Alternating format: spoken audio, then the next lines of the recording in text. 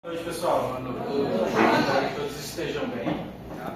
Hoje a gente escolheu uma data especial para tocar especialmente para vocês, a galera que realmente vem às quartas-feiras e que está aqui sempre no movimento de construir novos conhecimentos, novos saberes. Então a gente vai hoje se dedicar ao repertório clássico. Esse repertório clássico ele compreende entre o momento ali de 1740 até por volta de 1770.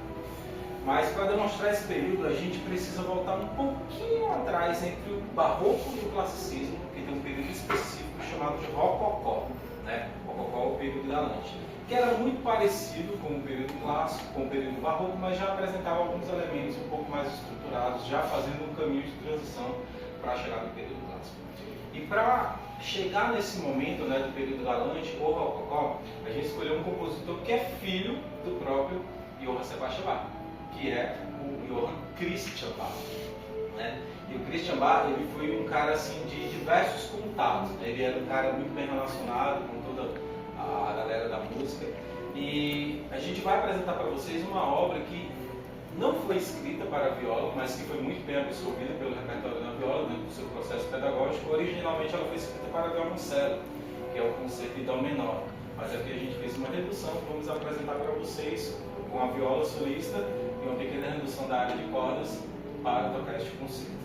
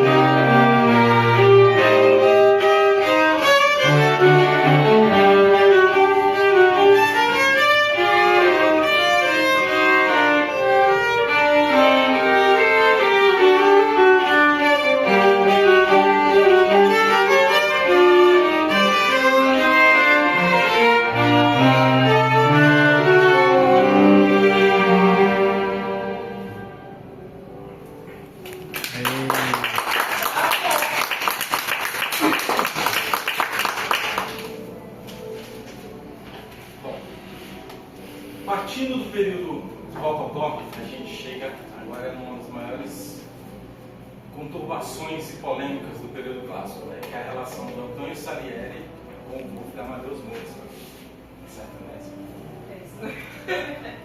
O Salieri ele nasceu em 1750 e faleceu em 1825. E ao contrário do que a gente acaba assistindo em alguns filmes, como o filme Amadeus, Mozart não tinha uma relação tão tóxica assim com o Salieri. Na verdade, o Salieri ele não tinha nem motivo. Foi um compositor austríaco, era um compositor de ópera italiana, né, mas foi um compositor que se consolidou, né, na Áustria.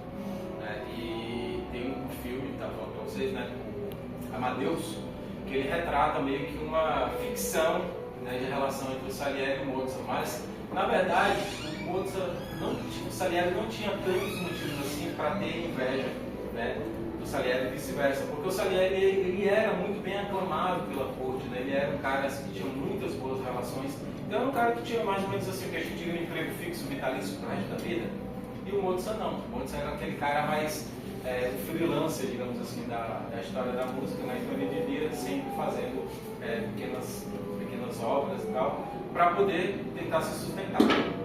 No Frigir dos Ovos, né, assim, na relação toda, no próprio filme retrata que o próprio Salieri fez uma encomenda para Mozart e que essa encomenda se destinaria a um rap de Mozart que era escrito talvez para a própria morte do Mozart, que morreu envenenado com pequenas porções do Salieri. Mas isso tudo é ficção, né?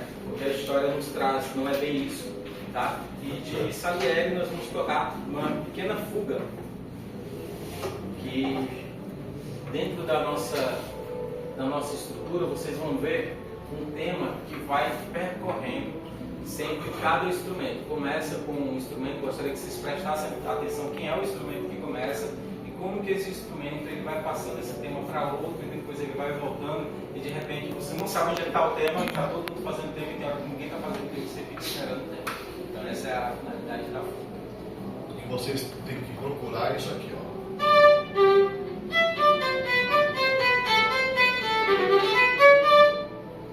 Isso vai se repetir o tempo todo, um instrumento percorrendo o outro, por isso que é fuga. Tá fugindo.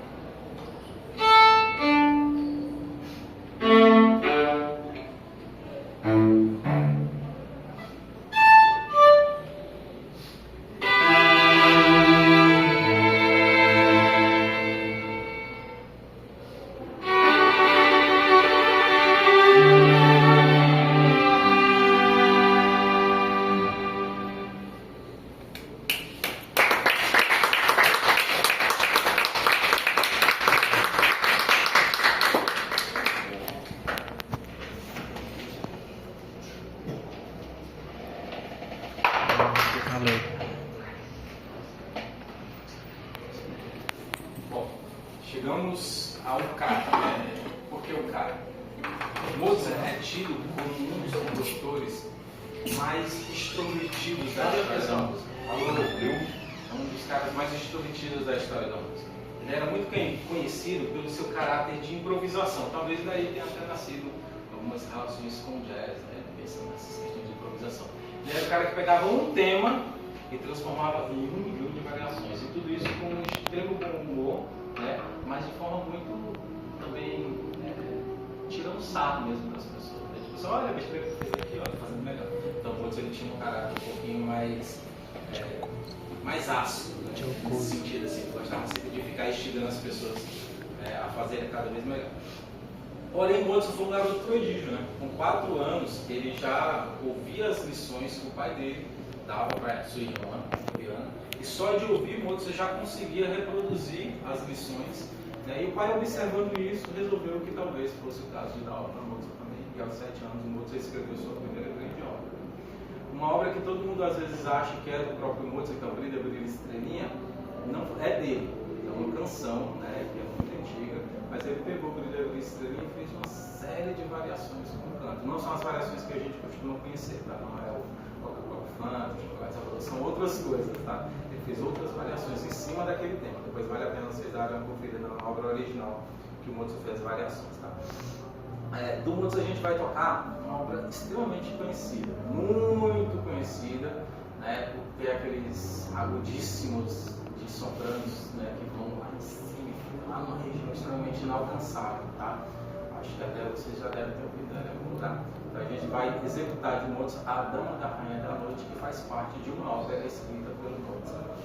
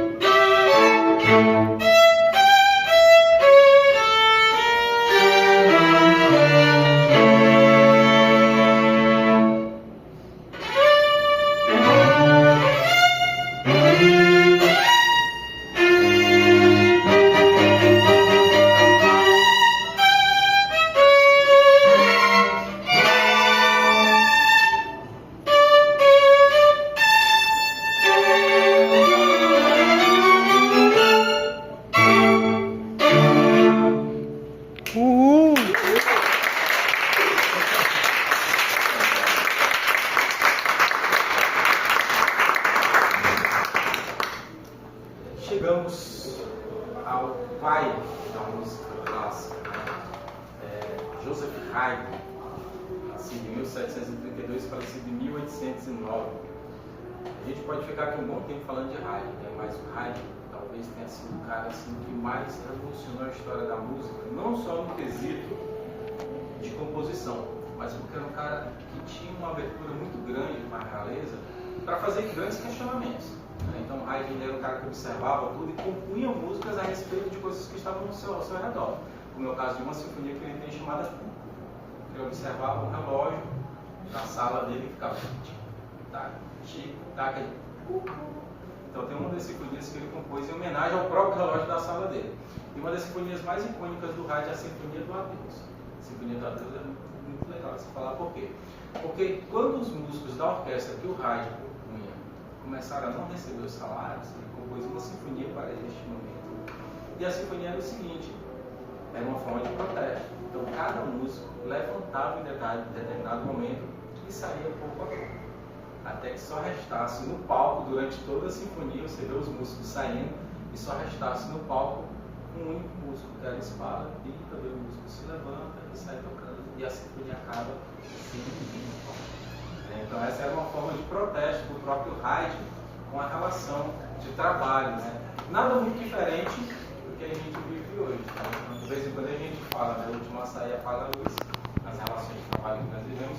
Então Haydn ele tinha essa característica de ter essas reflexões, né? E ficou conhecido, muito conhecido, por compor 101 sinfonias. 101 sinfonias. Não obstante, também foi o criador da estrutura máxima do quarteto de cordas. Então ele é considerado o pai do quarteto de cordas. Ele compôs muitos quartetos de cordas. Então, para vocês, nós vamos executar um dos quartetos de cordas do Haydn, que é extremamente bonito, né, que é o quarteto número 13, 77, número.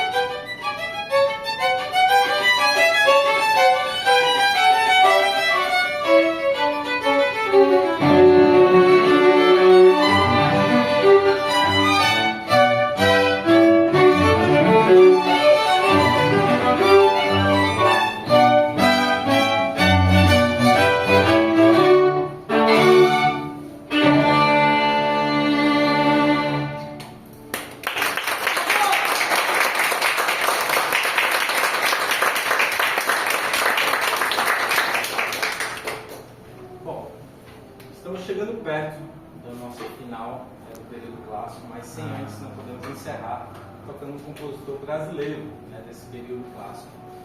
E uma pessoa que talvez você já tenha ouvido falar, né, Dom Pedro I, compositor do nosso dito período clássico, para que não é o mesmo, né, em termos de datas do período clássico, do da Europa, tá? Nós vamos tocar para vocês uma obra que faz parte, né, do Hino da Independência. É uma obra que ela foi composta inicialmente, né, dentro da sua perspectiva, com uma letra que era uma canção de 1822, que foi composta pelo Dom Pedro, né, e era uma letra baseada num poema de um escritor, poeta, Evaristo da Veiga.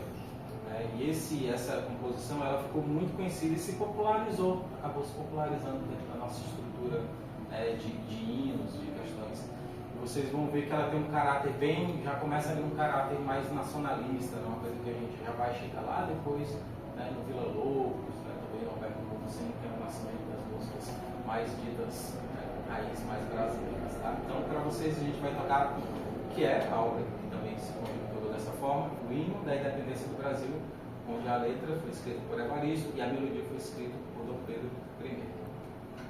O professor Jonatas disse o dito período clássico porque aqui chegou atrasado, né? Então, quando o Barroco terminou em 1750, lá é que foi começar no Brasil o Barroco. Quando o classicismo terminou ali perto de 1800, é que foi começar o classicismo. Então, está sempre mais ou menos 40 ou 50 anos de defasagem. Então, o nosso clássico é quando na Europa já estava rolando o romantismo, o Beethoven, né? O início do Beethoven, por exemplo.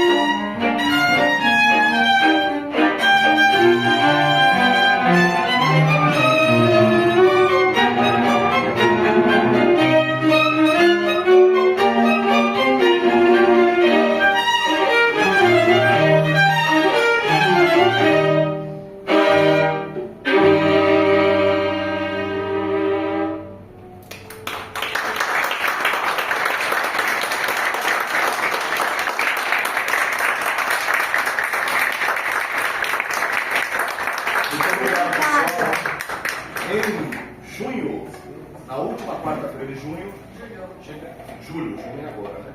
Na última quarta-feira de julho, vamos tocar obras do período romântico. E em agosto vamos repetir obras do período romântico. Aí em setembro não temos mais nada, porque o quarteto acabou de ser avisado que acabar com suas atividades. A administração atual cortou o quarteto. A gente compreendeu corte de gastos, vários problemas administrativos, então paciência, né? A vida que segue. Mas sempre foi um prazer tocar para vocês.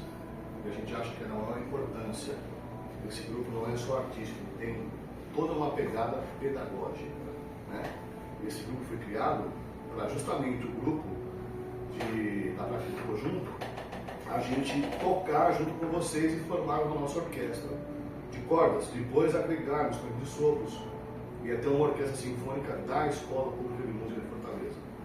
Vamos ver se no ano que vem eles retomam esse projeto. Então, um gostinho aí de adeus, mas ainda tem mais 2 apresentações. Julho e agosto. Muito obrigado pela presença. Sim, obrigada.